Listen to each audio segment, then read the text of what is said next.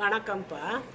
ஒரு ஸ்பூனு கசகசா இருக்கு இல்லையா, அதை வந்து சாயந்தர நேரம் ஒரு 4-5 மணி வாக்கில் நல்லா சுத்தமாக கழுவிட்டு குடிக்கிற தண்ணியை ஊற்றி ஊற வச்சிடணும். ஊற வச்சுட்டு கொஞ்சமாக தண்ணி ஊற்றி ஊற வச்சுக்கலாம். ஊற வச்சுட்டு நைட்டு சாப்பாடு 7 மணிக்கெல்லாம் முடிச்சிடறோமா, அப்புறம் படுக்க போகும்போது ஒரு 9-9:30க்கு ஒரு அரை டம்ளர் பால், அரை டம்ளர் தண்ணி, அதில் இந்த கசகசாவை போட்டுறணும். ஊற வச்ச கசகசாவை போட்டு நல்லா கொதிக்க விடணும்ப்பா.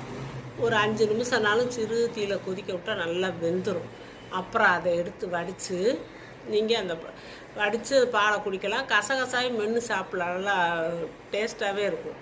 மென்று சாப்பிட்லாம். நீங்கள் அதில் வேணால் கொஞ்சம் குடிக்கிற சூடு வந்தவுடனே தேன் ஊற்றலாம். அப்படி இல்லாட்டி சர்க்கரையெல்லாம் தேவையே இல்லை, சர்க்கரை இல்லாமலே சும்மா குடிக்கலாம். அது சர்க்கரை சேர்க்குறது உடம்புக்கு அவ்வளோ நல்லதில்லை. தேவைன்னா கொஞ்சமாக பனகல்கண்டு வேணால் போட்டுக்கோங்க. போட்டு குடிங்க, நல்லா தூக்கம் வரும்.